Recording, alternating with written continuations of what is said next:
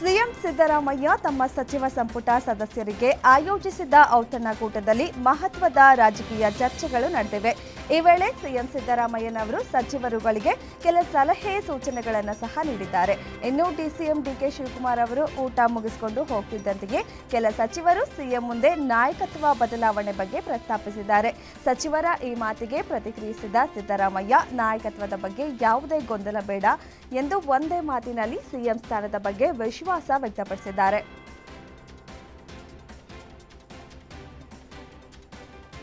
ಡಿಸೆಂಬರ್ನಲ್ಲಿ ರಾಜ್ಯ ಸಚಿವ ಸಂಪುಟ ಪುನಾರಚನೆ ಫಿಕ್ಸ್ ಆಗುವ ಸಾಧ್ಯತೆ ಇದ್ದು, ಬಿಹಾರ ಚುನಾವಣಾ ಫಲಿತಾಂಶದ ಬಳಿಕ ಮೇಜರ್ ಸರ್ಜರಿಗೆ ಸಿಎಂ ಸಿದ್ದರಾಮಯ್ಯ ಮುಂದಾಗಿದ್ದಾರೆ. ಡಿನ್ನರ್ ಮೀಟಿಂಗ್ನಲ್ಲಿ ಕ್ಯಾಬಿನೆಟ್ ಸರ್ಜರಿ ಬಗ್ಗೆ ಖುದ್ದು ಪ್ರಸ್ತಾಪಿಸಿರುವ ಸಿಎಂ ಸಿದ್ದರಾಮಯ್ಯ, ಸಂಪುಟ ಪುನಾರಚನೆ ಆಗಲಿದೆ, ಸಿದ್ಧವಾಗಿರಿ ಎಂದು ಅಭಯದ ಜೊತೆಗೆ ಮಂತ್ರಿಗಳಿಗೆ ಬಿಗ್ ಶಾಕ್ ನೀಡಿದ್ದಾರೆ.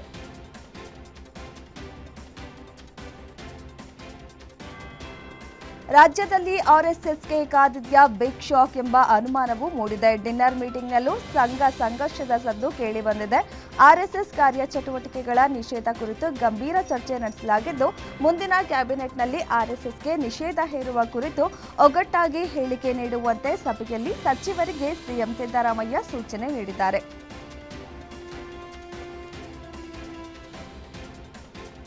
ಬೆಂಗಳೂರು ಕೇಂದ್ರ ಲೋಕಸಭಾ ಕ್ಷೇತ್ರದಲ್ಲಿ ಮತದಾರರ ಪಟ್ಟಿಯಲ್ಲಿ ದೊಡ್ಡ ಮಟ್ಟದ ಅಕ್ರಮ ನಡೆದಿದೆ ಎನ್ನುವ ಆರೋಪದ ಮೇಲೆ ಎಸ್ಐಟಿಯಿಂದ ತನಿಖೆ ನಡೆಸಬೇಕು ಎಂದು ಮಾಡಲಾಗಿದ್ದ ಮನವಿಯನ್ನ ಸುಪ್ರೀಂ ಕೋರ್ಟ್ ತಿರಸ್ಕರಿಸಿದೆ. ರಾಹುಲ್ ಗಾಂಧಿ ಸೇರಿದಂತೆ ವಿಪಕ್ಷಗಳು ಮತದಾರರ ಪಟ್ಟಿಯಲ್ಲಿ ಅಕ್ರಮವಾಗಿದೆ ಎಂದು ಆರೋಪಿಸಿದ್ದರು. ಈ ಹಿನ್ನೆಲೆಯಲ್ಲಿ ಮನವಿಯನ್ನ ಆಲಿಸಿದ ನ್ಯಾಯಮೂರ್ತಿಗಳಾದ ಸೂರ್ಯಕಾಂತ್ ಮತ್ತು ಜಯಮಾಲ್ಯ ಬಾಗಚಿ ಅವರಿದ್ದ ಸರ್ವೋಚ್ಚ ನ್ಯಾಯಪೀಠ ಎಸ್ಐಟಿಗೆ ತನಿಖೆ ವಹಿಸಲು ನಿರಾಕರಿಸಿದೆ.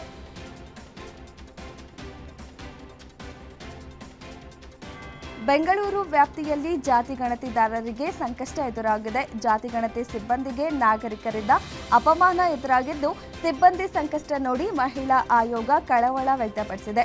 ಸರಿಯಾಗಿ ವಾರ್ಡ್ ಮಾಹಿತಿ ಕೊಟ್ಟಿಲ್ಲ, ಹಲವೆಡೆ ದಾಖಲೆ ಸಮಸ್ಯೆ ಇದ್ದು ಬೆಳಗ್ಗೆಯಿಂದ ಸಂಜೆಯವರೆಗೂ ದುಡಿಸಿಕೊಳ್ಳಬಾರದು. ದೀಪಾವಳಿಗೆ ಮಾನವೀಯತೆ ಮೇಲೆ ರಜೆ, ಸೂಕ್ತ ರಕ್ಷಣೆ ನೀಡುವಂತೆ ಕೋರಿ ಮಹಿಳಾ ಆಯೋಗದ ಅಧ್ಯಕ್ಷೆ ನಾಗಲಕ್ಷ್ಮಿ ಚೌಧರಿ ಸಿಎಂ ಸಿದ್ದರಾಮಯ್ಯಗೆ ಪತ್ರ ಬರೆದಿದ್ದಾರೆ.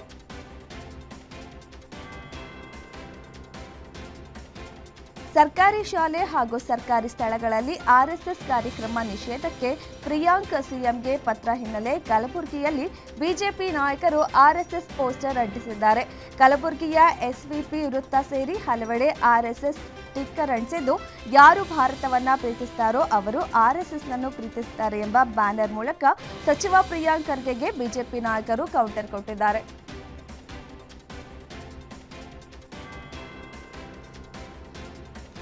ಆರ್ಎಸ್ಎಸ್ ಬಗ್ಗೆ ಕೈ ನಾಯಕರ ಹೇಳಿಕೆಗೆ ಪ್ರಿಯಾಂಕ್ ಖರ್ಗೆ ವಿರುದ್ಧ ಬಿಜೆಪಿ ಶಾಸಕ ಎಸ್ಎನ್ ಚನ್ನಬಸಪ್ಪ ಕಿಡಿಕಾರಿದ್ದಾರೆ. ಶಿವಮೊಗ್ಗದಲ್ಲಿ ಮಾತನಾಡಿದ ಅವರು, ನಾಲಿಗೆ ನೈತಿಕತೆ ಇದ್ದಿದ್ದರೆ ಸಂಘದ ಬಗ್ಗೆ ಮಾತನಾಡ್ತಿರಲಿಲ್ಲ. ರಾಜಕಾರಣ ಕ್ಷೇತ್ರದಲ್ಲಿ ಹರಿಪ್ರಸಾದ್ ಬಹಳ ದೊಡ್ಡವರು. ಪ್ರಿಯಾಂಕ್ ಖರ್ಗೆ ಕೂಡ ಒಳ್ಳೆಯ ಕೆಲಸ ಮಾಡಿದ್ದೀರಿ. ಈ ದ್ವೇಷ ನಿಮ್ಮ ಅಧೋಗತಿಗೆ ಕಾರಣವಾಗುತ್ತೆ. ಮಾನ ಮರ್ಯಾದೆ ಇದೆಯಾ? ನಿಮ್ಮವಂತರು ಈ ದೇಶದಲ್ಲಿ ಇರಲು ನಾಲಾಯಕ್. ಖರ್ಗೆಗಂತೂ ಬುದ್ಧಿ ಇಲ್ಲ, ನಿಮಗೂ ಬುದ್ಧಿ ಇಲ್ವಾ ಎಂದು ವಾಗ್ದಾಳಿ ನಡೆಸಿದ್ದಾರೆ.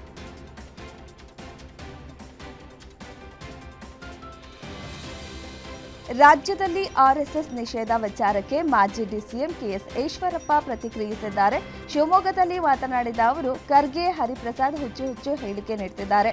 ನಾವು ಕೋಳಿ ಕೇಳಿ ಮಸಾಲೆ ಅರಿಯೋಕೆ ಆಗಲ್ಲ. ಆರ್ಎಸ್ಎಸ್ ವಿಶ್ವದ ಅತ್ಯಂತ ದೊಡ್ಡ ಸಂಘಟನೆ ಇದೆ. ಯುವಕರು ಸಂಘಟನೆ ಸೇರಿ ದೇಶ ಉಳಿಸುವ ಪ್ರತಿಜ್ಞೆ ಮಾಡಿದ್ದಾರೆ. ಇವರಿಗೆ ಇದನ್ನ ಸಹಿಸದೆ ಹುಚ್ಚು ಹೇಳಿಕೆ ನೀಡುತ್ತಿದ್ದಾರೆ.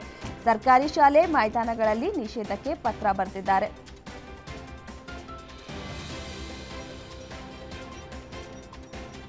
ಗಡೀಪಾರು ಆದೇಶ ಪ್ರಶ್ನಿಸಿ ಸಾಮಾಜಿಕ ಹೋರಾಟಗಾರ ಮಹೇಶ್ ಶೆಟ್ಟಿ ತಿಮರೋಡಿಗೆ ತಾತ್ಕಾಲಿಕ ರಿಲೀಫ್ ಸಿಕ್ಕಿದೆ. ದಕ್ಷಿಣ ಕನ್ನಡ ಜಿಲ್ಲೆಯಿಂದ ರಾಯಚೂರು ಜಿಲ್ಲೆ ಮಾನ್ವಿಗೆ ಗಡೀಪಾರು ಮಾಡಿರುವುದನ್ನು ಪ್ರಶ್ನಿಸಿ ಮಹೇಶ್ ಶೆಟ್ಟಿ ತಿಮರೋಡಿ ಹೈಕೋರ್ಟ್ನಲ್ಲಿ ಅರ್ಜಿ ಸಲ್ಲಿಸಿದರು.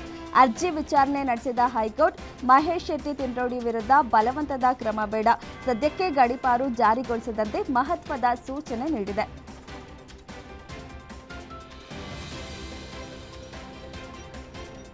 ಸಂಬಳ ನೀಡಿಲ್ಲ ಎಂದು ಗ್ರಂಥಪಾಲಕಿ ಆತ್ಮಹತ್ಯೆ ಮಾಡಿಕೊಂಡಿರುವ ಘಟನೆ ಕಲಬುರಗಿಯ ಸೇಡಂ ತಾಲೂಕಿನ ಮಳಖೇಡ ಗ್ರಾಮದಲ್ಲಿ ನಡೆದಿದೆ.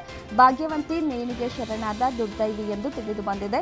ಅರಿವು ಕೇಂದ್ರದ ಗ್ರಂಥಪಾಲಕಿಯಾಗಿದ್ದ ಭಾಗ್ಯವಂತಿ ಕಳೆದ 3 ತಿಂಗಳಿನಿಂದ ಸಂಬಳ ನೀಡಿಲ್ಲ ಅಂತ ಮನನೊಂದು ಡೆತ್ ನೋಟಲ್ಲಿ ಪಿಡಿಒ ಗ್ರಾಮ ಪಂಚಾಯಿತಿ ಅಧ್ಯಕ್ಷರ ಹೆಸರು ಉಲ್ಲೇಖಿಸಿ ಗ್ರಾಮ ಪಂಚಾಯಿತಿ ಆವರಣದಲ್ಲೇ ನೇಣಿಗೆ ಶರಣಾಗಿದ್ದಾಳೆ.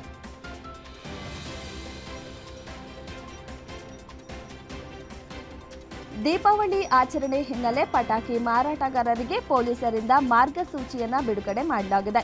ಸುಮಾರು 30 ಅಂಶಗಳನ್ನು ಒಳಗೊಂಡ ಮಾರ್ಗಸೂಚಿ ರಿಲೀಸ್ ಮಾಡಿದ್ದಾರೆ. ಹಸಿರು ಪಟಾಕಿ ಸೇರಿದಂತೆ ಇಲಾಖೆಯ ನಿಯಮ ಕಡ್ಡಾಯ ಪಾಲನೆ ಮಾಡುವಂತೆ ಸೂಚನೆ ನೀಡಿದ ಚಿಕ್ಕಮಗಳೂರು ಜಿಲ್ಲಾ ಪೊಲೀಸ್ ವರಿಷ್ಠಾಧಿಕಾರಿ ವಿಕ್ರಮ್ ಅಮಟೆ ಆದೇಶ ನೀಡಿದ್ದಾರೆ. ನಿಯಮ ಉಲ್ಲಂಘನೆ ಮಾಡಿದರೆ ಕಾನೂನು ಕ್ರಮ ಕೈಗೊಳ್ಳುವುದಾಗಿ ಎಚ್ಚರಿಕೆ ನೀಡಿದ್ದಾರೆ.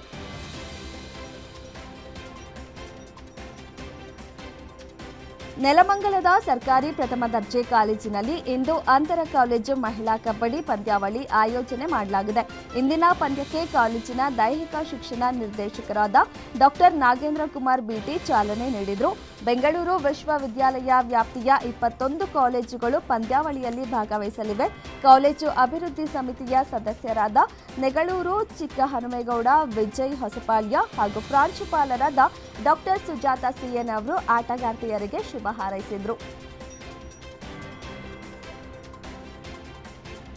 ಜ್ವರ ಹಾಗೂ ಯೂರಿನ್ ಸೋಂಕಿನಿಂದ ಬೆಂಗಳೂರಿನ ಮಣಿಪಾಲ್ ಆಸ್ಪತ್ರೆಗೆ ದಾಖಲಾಗಿದ್ದ ಮಾಜಿ ಪ್ರಧಾನಿ ಎಚ್.ಡಿ. ದೇವೇಗೌಡ ಅವರು ಚೇತರಿಸಿಕೊಂಡಿದ್ದು ಆಸ್ಪತ್ರೆಯಿಂದ ಡಿಸ್ಚಾರ್ಜ್ ಆಗಿದ್ದಾರೆ. ಮುಂದಿನ ಕೆಲವು ದಿನಗಳ ಕಾಲ ಮನೆಯಲ್ಲಿ ವಿಶ್ರಾಂತಿ ಪಡೆಯುವಂತೆ ವೈದ್ಯರು ಸೂಚಿಸಿದ್ದಾರೆ ಎಂದು ತಿಳಿದು ಬಂದಿದೆ.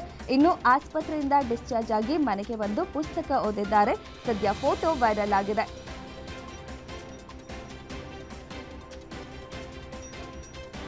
ಮುಂದಿನ 3 ದಿನ ಭಾರೀ ಮಳೆಯಾಗುವ ಹಿನ್ನೆಲೆಯಲ್ಲಿ ಬೆಂಗಳೂರು, ಮೈಸೂರು ಸೇರಿ ರಾಜ್ಯದ ಹಲವು ಜಿಲ್ಲೆಗಳಿಗೆ ಹವಾಮಾನ ಇಲಾಖೆ ಯೆಲ್ಲೋ ಅಲರ್ಟ್ ನೀಡಿದೆ.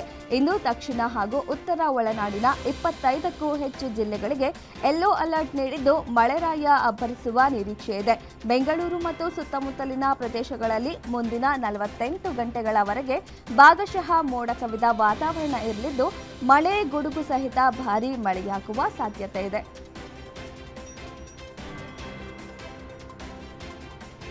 ಕೋಲಾರ ಜಿಲ್ಲೆಯಲ್ಲಿ 4-5 ದಿನಗಳಿಂದ ಸುರಿಯುತ್ತಿರುವ ಮಳೆಗೆ ಮಿನಿ ಜಲಪಾತಗಳು ಸೃಷ್ಟಿಯಾಗಿವೆ. ನಗರದ ಹೊರವಲಯದ ಅಂತರಗಂಗೆ ಬೆಟ್ಟದ ಸಾಲುಗಳಿಂದ ಧುಮುಕುತ್ತಿರುವ ಮಳೆ ನೀರು ಪ್ರವಾಸಿಗರನ್ನ ಕೈಬೀಸಿ ಕರೆಯುತ್ತಿವೆ.